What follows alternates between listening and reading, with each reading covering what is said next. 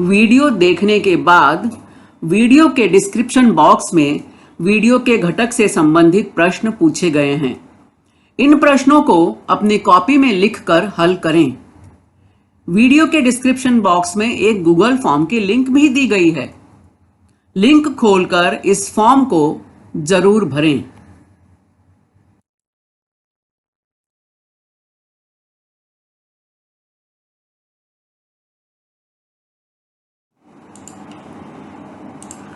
अभी जिस लिंक के बारे में मैंने बात की वो लिंक यहां दी गई है। तो डिस्क्रिप्शन बॉक्स में यह लिंक आपको मिलेगी। इस लिंक को ओपन करें। लिंक के ऊपर इस तरह से आपको सूचना भी मिलेगी। अपना अभिप्राय नीचे दी गई लिंक में अवश्य व्यक्त करें। तो इस लिंक को जरूर खोलें। इसमें जो भी प्रश्न पूछे गए हैं उनके उत्तर आपको देने हैं।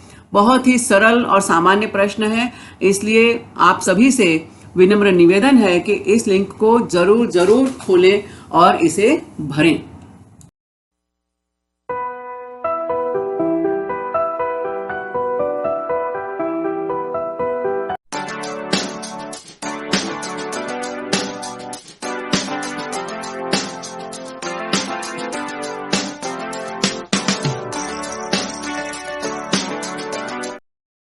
नमस्कार, प्रणाम, आदाब। कोविड-19 के प्रादुर्भाव की वजह से आज विद्यार्थी शाला में प्रत्यक्ष अध्ययन अनुभव लेने से वंचित हैं। बृहन मुंबई महानगर पालिका शिक्षण विभाग ने एक सराहनीय कदम उठाया जिससे हमारा कोई भी विद्यार्थी शिक्षा से वंचित न रहे। और इस श्रृंखला के अंतर्गत हम अपने विषय के रोचक घटक लेकर, रोचक वीडियोस लेकर आपके सामने उपस्थित रहेंगे। और इसी के अंतर्गत मैं श्रीमती पूर्णिमा पांडे आप सभी को वर्चुअल स्टूडियो क्लास में आमंत्रित करती हूं अपने एक नए विषय के साथ, नए घटक के साथ। तो चलें अपने विषय के संग। पूर्व माध्यमिक शिष्यवृत्ति परीक्षा वर्ग में आप सभी का हार्दिक स्वागत। कक्षा 8वीं और इसकी वेबसाइट है www.mscepune.in।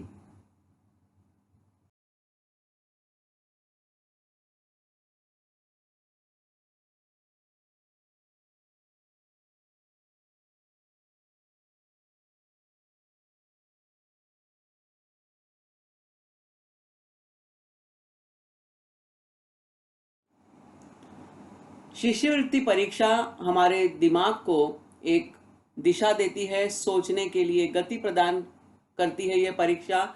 और जब हम सोचने की दिशा में काम करते हैं, सतत प्रयास करते हैं, तो हमारे दिमाग की बत्ती जल जाती है। हमें अपने प्रश्नों का उत्तर मिलने लगता है। इसलिए बच्चों, हमेशा सोचो ये काम क्यों हो रहा है।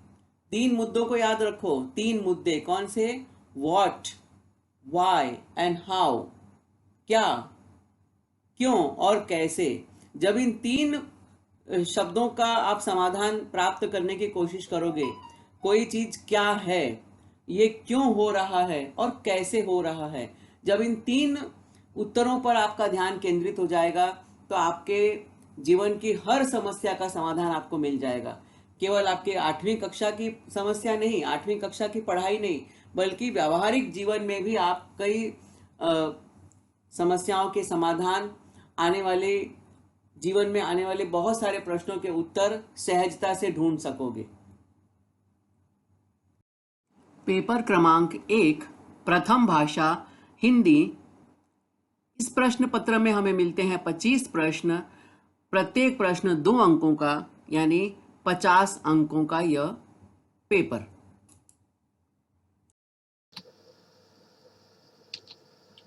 घटक 2 शब्द संपदा। उपघटक 2.9 संयुक्ताक्षर युक्त शब्द। संयुक्ताक्षर युक्त शब्द के अंतर्गत हम जानेंगे संयुक्त व्यंजन के बारे में, संयुक्ताक्षर के बारे में और द्वित्व व्यंजन के बारे में। सबसे पहले हम देखते हैं संयुक्त व्यंजन। संस्कृत में कुछ संयुक्त व्यंजनों के लिए एक वर्ण के अक्षर बनाए गए हैं। हिंदी भाषा में भी इनका प्रयोग किया जाता है। तो चलो देखते हैं हिंदी भाषा के हमारे व्यंजन। आप सब इनसे परिचित हैं। क ख ग घ ङ, च छ ज झ ञ, ट ठ ड ढ ण, ड़ ढ, त थ द ध न, प फ ब भ म और य र ल व, श ष स ह ड़, क्ष त्र ज्ञ श्र। ये हमारे हिंदी वर्णमाला के व्यंजन हैं और इनमें से कुछ संयुक्त व्यंजन हैं। और ये संयुक्त व्यंजन है क्ष त्र ज्ञ श्र।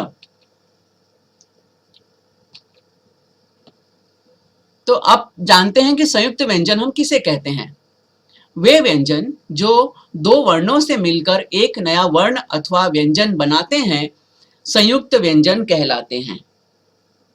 ध्यान से देखो, वे व्यंजन जो दो वर्णों से मिलकर एक नया वर्ण बनाते हैं या नया व्यंजन बनाते हैं वे संयुक्त व्यंजन कहलाते हैं। आइए उनके बारे में कुछ और जानते हैं। क्ष, ये हमारे हिंदी वर्णमाला का व्यंजन है। हमने इसके पहले देखा क्ष त्र ज्ञ श्र, ये चार संयुक्त व्यंजन है।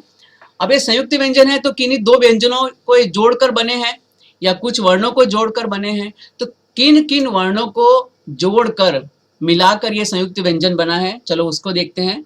तो क्ष, इसका जब यदि हम विच्छेद करते हैं या इसके घटक को अलग अलग करते हैं तो हम देखते हैं कि क्ष व्यंजन में क में हल चिन्ह धन श में हल चिन्ह धन अ, यानी क, ये जो हमारा वर्ण है ये स्वर रहित है, इसमें कोई स्वर नहीं है, ये आधा ही है। श में अ ये स्वर मिला हुआ है। इस तरह से ये तीन वर्णों को मिलाकर हमारा संयुक्त व्यंजन बना है क्ष। ज्ञ, ज में हल चिन्ह धन य में हल चिन्ह और इसमें अ, यह मात्रा इसमें जुड़ी हुई है। हम सब जानते हैं कि जब हमारे किसी भी व्यंजन में कोई मात्रा नहीं दिखाई देती है तो उसका मतलब है कि उसमें अ स्वर जुड़ा हुआ है। तो इसी तरह से ज्ञ में ज धन य धन अ, यानी जो पहला व्यंजन है ज, यह स्वर रहित है, इसमें कोई स्वर नहीं है। य, इसमें अ स्वर मिला हुआ है। स्वर नहीं है ये कैसे मालूम पड़ रहा है, क्योंकि इसमें हल चिन्ह लगा है। हल चिन्ह लगा है और इसके आगे कोई स्वर नहीं है, इसका मतलब यह व्यंजन स्वर रहित है। तो इन तीन वर्णों के मेल से बना संयुक्त व्यंजन ज्ञ। उसी तरह हम देखते हैं श्र के बारे में। श में हल चिन्ह धन र में हल चिन्ह और इसके साथ में जुड़ा है स्वर अ, तो ये बन गया संयुक्त व्यंजन श्र। त्र में मूल व्यंजन त में हल चिन्ह धन र में हल चिन्ह धन र के साथ जुड़ा है स्वर अ, तो ये हमारा संयुक्त व्यंजन बन गया त्र। अब हमने यहाँ पे चार संयुक्त व्यंजन है।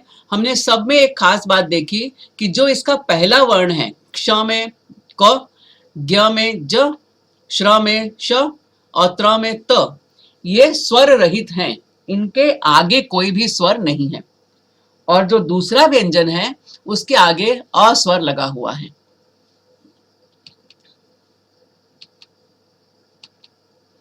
क्ष, श का विच्छेद हम देखा हमने अभी।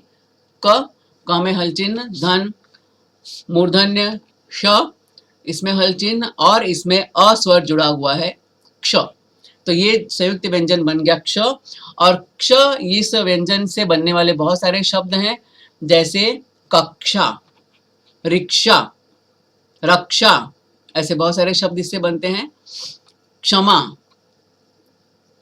अब हम देखेंगे कक्षा, इस शब्द का विच्छेद हम देखेंगे कि ये पूरा शब्द बना कैसे है। क में हल चिन्ह और उसमें अ, ये स्वर जुड़ा हुआ है, तभी ये व्यंजन यहाँ पूरा हो रहा है क। अब एक क्ष, अब क्ष का हमें विच्छेद करना है। तो क्ष में कौन कौन से वर्ण अभी हमने देखे थे। क में हल चिन्ह धन मूर्धन्य श में हल चिन्ह और उसके साथ में आ स्वर, क्योंकि यहाँ पे आ की मात्रा है तो यहाँ आ का स्वर जुड़ेगा और हमारा शब्द बनेगा कक्षा।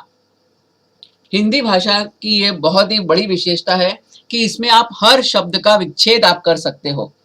आपको मालूम पड़ सकता है कि हर शब्द कितने वर्णों से बना है, उसमें कौन सा स्वर है, कौन सा व्यंजन है, कौन सा वर्ण उसमें हल चिन्ह वाला है यानी आधा है। ऐसी सारी छोटी छोटी चीजें भी हमें मालूम पड़ सकती हैं। कक्षा। अब हम देखेंगे त्र। त्र का विच्छेद हम देखते हैं। विच्छेद मतलब अलग अलग करके देखना, उसका विभाजन करना। तो त में हल चिन्ह, धन र में हल चिन्ह, धन अ, क्योंकि अब यहाँ पे ये बन गया हमारा त्र। त्र से बनने वाले बहुत सारे शब्द पत्र, मात्रा, यात्रा, रात्रि, चित्र, मित्र, ऐसे बहुत सारे शब्द हैं जिसमें त्र ये वर्ण आता है। अब हम देखेंगे मात्रा यह शब्द और इस शब्द का विच्छेद। म में हल, और आगे कौन सा स्वर आएगा बताओ? यस, बहुत सही समझ रहे हो, आ स्वर आएगा उसमें, क्योंकि यहाँ पर आ की मात्रा है। अब इसके बाद हम त्र का विच्छेद करेंगे। हम सब जानते हैं त में हल चिन्ह, धन, कौन सा व्यंजन आएगा? र, वेरी गुड, र में हल चिन्ह, और मात्रा कौन सी आएगी? स्वर कौन सा आएगा यहाँ पर? आ, वेरी गुड, क्योंकि यहाँ पे मात्रा आ का स्वर है यहाँ पर, तो यहाँ पे आ का ये स्वर आ जाएगा और हमारा ये शब्द बन जाता है मात्रा। ज्ञ।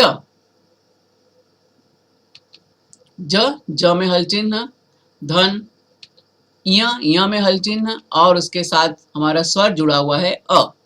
अब हम देखते हैं ज्ञ। इस वर्ण से कौन कौन से शब्द हमारे सामने हैं? यज्ञ, ज्ञान, आज्ञा, विज्ञान, ज्ञानी, है ना, अज्ञान, ऐसे बहुत सारे शब्द हैं जिसमें ज्ञ यह वर्ण आता है। ज्ञानेश्वर, ज्ञानेंद्र। अब हम देखेंगे यज्ञ शब्द का विच्छेद। यज्ञ, पहले य का हम विच्छेद करेंगे, य में हल चिन्ह और साथ में कौन सा स्वर? अ, क्योंकि यहाँ पर इसमें कोई मात्रा नहीं है, तो य में हल चिन्ह और प्लस अ, तो ये पूरा हो गया य। अब हम चलेंगे ज्ञ के विच्छेद की तरफ, तो ज में हल चिन्ह, धन, य में हल चिन्ह और धन अ, क्योंकि यहाँ पर कोई मात्रा नहीं है इसलिए अ ही स्वर रहेगा, तो ये हमारा शब्द बना यज्ञ, और ये यज्ञ का शब्द विच्छेद। अब कौन सा बचा वर्ण हमारे पास? श्र। श्र का हमने देखा, तालव्य श में हल चिन्ह, धन, र में हल चिन्ह, धन अ स्वर जुड़ेगा, तब ये हमारा वर्ण बना श्र। और श्र से बहुत सारे शब्द हमारे सामने हैं। श्रम, श्रुति, श्रमिक, परिश्रम, श्रावण, श्रवण, है ना, ऐसे ये श्र, ये वर्ण ऐसे आए, ऐसे बहुत सारे शब्द हमारे हिंदी भाषा में हैं। चलो अब हम देखते हैं श्रमिक शब्द का विच्छेद।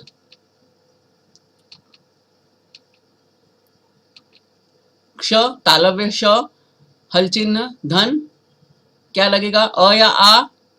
अ, क्योंकि इसमें कोई मात्रा नहीं है श्र में, तो ये इसमें अ ही लगेगा।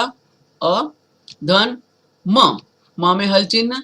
अब म में स्वर कौन सा लगेगा यहाँ पर? सोचो जरा। यस, बिल्कुल सही आप समझ रहे हो, क्योंकि इसमें ई की मात्रा है, तो यहाँ छोटी ई का स्वर लगेगा। म, धन ई, धन क में हल चिन्ह, धन अ, क्योंकि अ पर कोई मात्रा नहीं है इसलिए सिर्फ अ, तो ये हुआ श्रमिक शब्द का विच्छेद, श्रमिक। तो अब धीरे धीरे आपको दो चार उदाहरण देख के ये समझ में आ गया है कि हम शब्द का विच्छेद किस तरह से कर सकते हैं, और ये बहुत आसान है, केवल अभ्यास की बात है। हम जितना अधिक अभ्यास करेंगे उतना ही हम इस कौशल में प्रवीण होते जाते हैं। अब हमारा दूसरा मुद्दा है द्वित्व व्यंजन। द्वित्व, ये शब्द सुनकर ही हमें कुछ समझ में आता है कि दो, ऐसा कुछ इसमें जाना चाहिए। जब एक ही व्यंजन का दो बार, पहली बार बिना स्वर के और दूसरी बार स्वर के साथ साथ साथ प्रयोग होता है तो उसे द्वित्व व्यंजन कहते हैं। यानी इसमें दो चीजें हैं कि एक ही व्यंजन का दो बार उपयोग होना है, और उसके साथ लेकिन टर्म्स एंड कंडीशंस अप्लाई। कौन सी शर्त है? यानी पहली बार वह व्यंजन बिना स्वर के होगा और दूसरी बार वह व्यंजन स्वर के साथ होगा। अब चलो कुछ उदाहरण देखते हैं इसके। उदाहरण भी देखेंगे और उसका वर्ण विच्छेद भी देखेंगे हम। खट्टा, अब वेरी गुड। अब खट्टा में देखो एक ही व्यंजन दो बार आ रहा है, ट और ट, लेकिन इसमें अंतर क्या है? पहला जो ट है इसमें हल चिन्ह लगा है, मतलब ये आधा है, इसमें स्वर नहीं है। और दूसरा ट, इसमें आ की मात्रा लगी है, यानी आ का स्वर इसमें जुड़ा हुआ है। अब चलो इसका विच्छेद करते हैं। तो पहले कौन सा वर्ण है? ख। तो ख में हल और धन अ, तो ये हो गया ख पूरा। अब ट, ट में हल चिन्ह लगा है, तो ट में हल चिन्ह। अब ये पूरा नहीं हो रहा है तो इसके आगे कोई स्वर नहीं जुड़ेगा। अब दूसरा ट, हल चिन्ह, धन, कौन सा यहाँ पे स्वर आएगा? यहाँ पे मात्रा है आ की, खट्टा, तो यहाँ पे आ का स्वर जुड़ेगा। तो ये हो गया खट्टा इस शब्द का वर्ण विच्छेद। वर्ण विच्छेद करना मतलब एक एक वर्ण को अलग अलग करके बताना, ठीक है। अब इसी तरह हम देखते हैं पत्ता। अब आपको समझ में आ गया पहला वर्ण क्या है? प। तो प में हल चिन्ह, धन, अ, ये क्लियर। अब त, ये दूसरा वाला त आधा है, त में हल चिन्ह। अब इसमें कोई स्वर नहीं आएगा क्योंकि ये ऑलरेडी ये शब्द वर्ण यहाँ पर आधा है। दूसरा त वर्ण पूरा है, त में हल चिन्ह, धन, कौन सा यहाँ पे स्वर आएगा? पत्ता, आ की मात्रा है तो आ का स्वर आएगा पत्ता। बच्चा, अब तो आप फटाफट कर लोगे, मुझे पता है, जितनी देर में मैं यहाँ लिखूंगी उतनी देर में आप कर लोगे। ब में हल चिन्ह, धन, अ, तो ये ब वर्ण पूरा हो गया। अब च आधा है तो च में हल चिन्ह, इसमें कोई स्वर नहीं रहेगा। दूसरा च पूरा है, च में हल चिन्ह और आ का स्वर उसमें जुड़ा है, बच्चा। तो खट्टा, पत्ता, बच्चा, कच्चा, पक्का, है ना। ऐसे बहुत सारे शब्द हैं जिसमें एक ही वर्ण दो बार रिपीट होता है। रस्सा, रस्सी, लस्सी, है ना। तो ये जैसे ये वर्ण दो बार रिपीट हुआ, ट और ट, त और त, च और च। पहली बार ये वर्ण आधा है मतलब स्वर रहित है, और दूसरी बार ये स्वर सहित है, ठीक है। तो ये हो गए द्वित्व व्यंजन।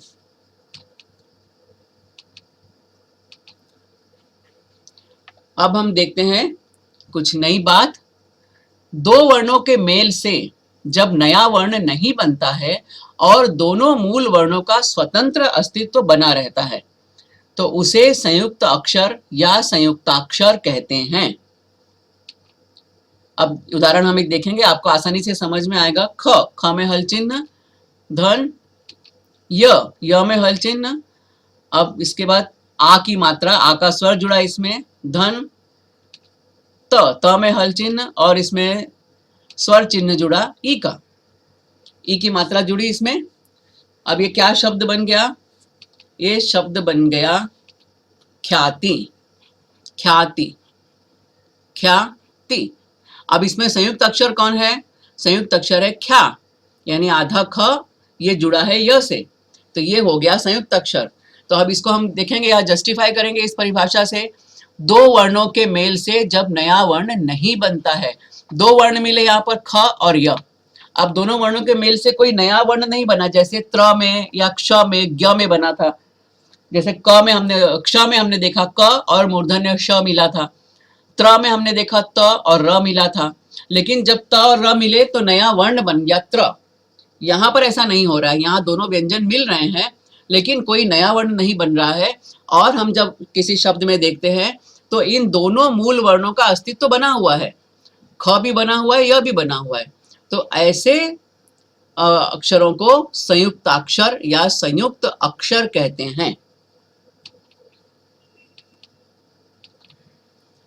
संयुक्ताक्षर युक्त शब्द, अब हम ऐसे कुछ शब्द देखेंगे जिसमें संयुक्ताक्षर का प्रयोग हुआ है। ख्याति, इसमें जो पहला अक्षर है ख्या, ये संयुक्ताक्षर है। और सबसे पहले यदि हम देख लें तो ये इतना बड़ा जो यहाँ पे लिखा है संयुक्ताक्षर युक्त शब्द, अब शब्द भी आप देखोगे तो ये भी संयुक्ताक्षर है क्योंकि इसमें ब और द दोनों है। ये ब इसमें द में जुड़ गया है तो ये भी संयुक्ताक्षर है। युक्त, इसमें आधा क और पूरा त है, तो ये दो अलग अलग वर्ण है, दोनों मिले हैं लेकिन दोनों वर्ण अलग अलग दिखाई दे रहे हैं। अब दूसरा शब्द देखते हैं प्याज, आधा प और य, प्याज।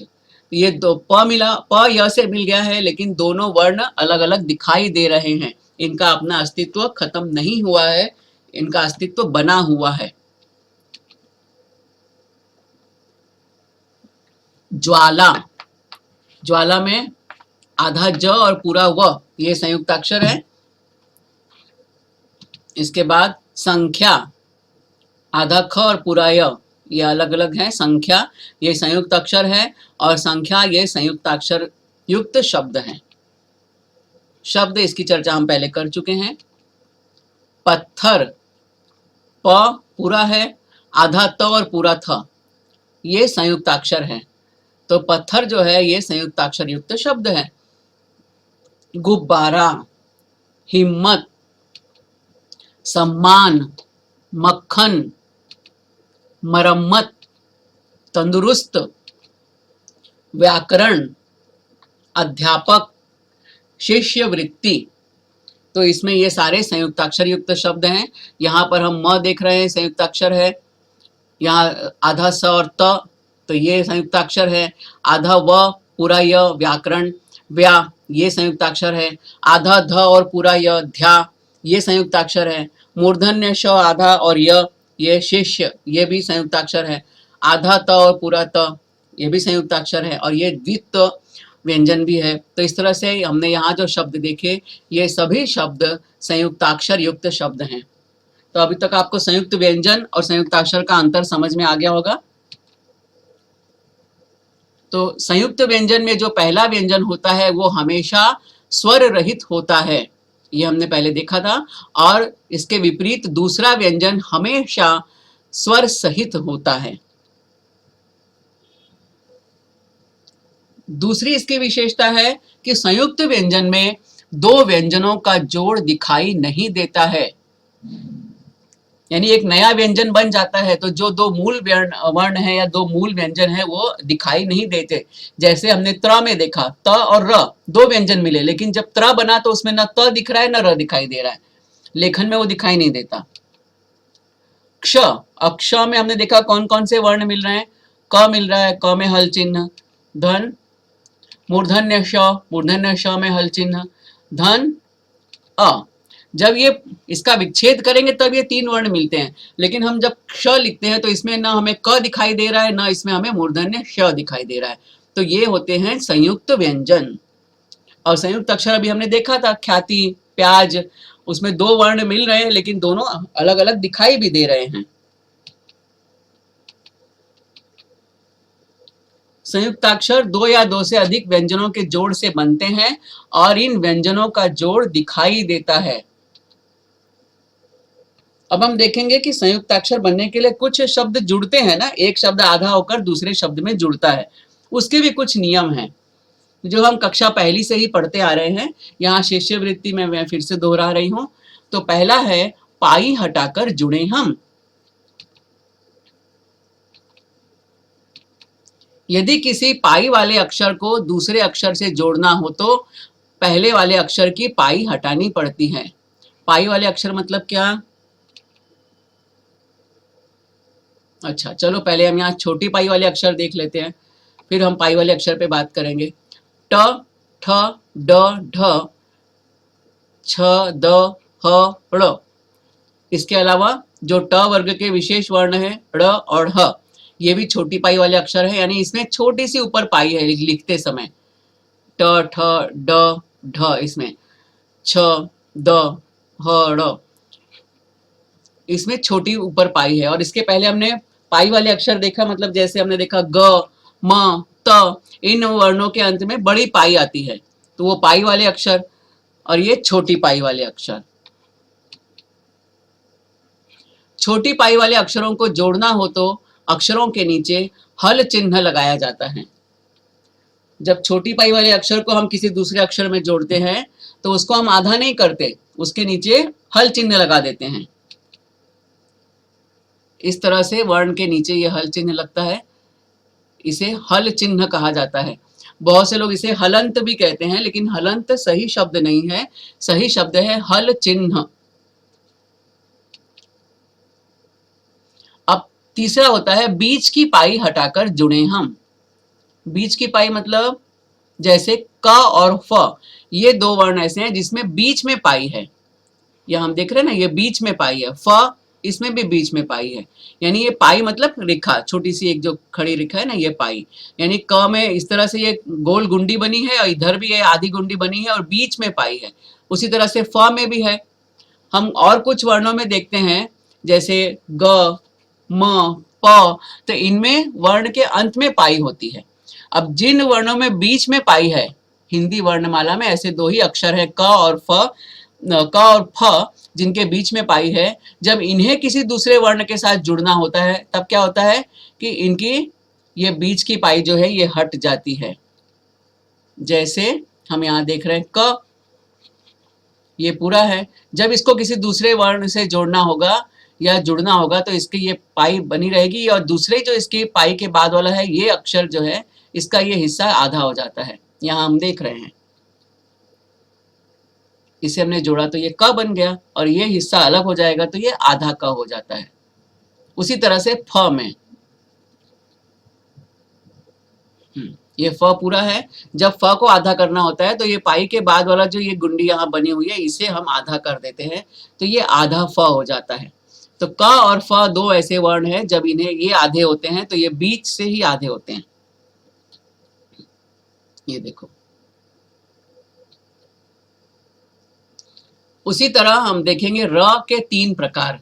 आपने अपनी पाठ्य पुस्तकों में र को 3 तरह से लिखा हुआ देखा है। गर्व, इसमें रफार के रूप में र ऊपर लगा हुआ है, ऊपर ये जो र लगा रहता है इसे रफार कहा जाता है।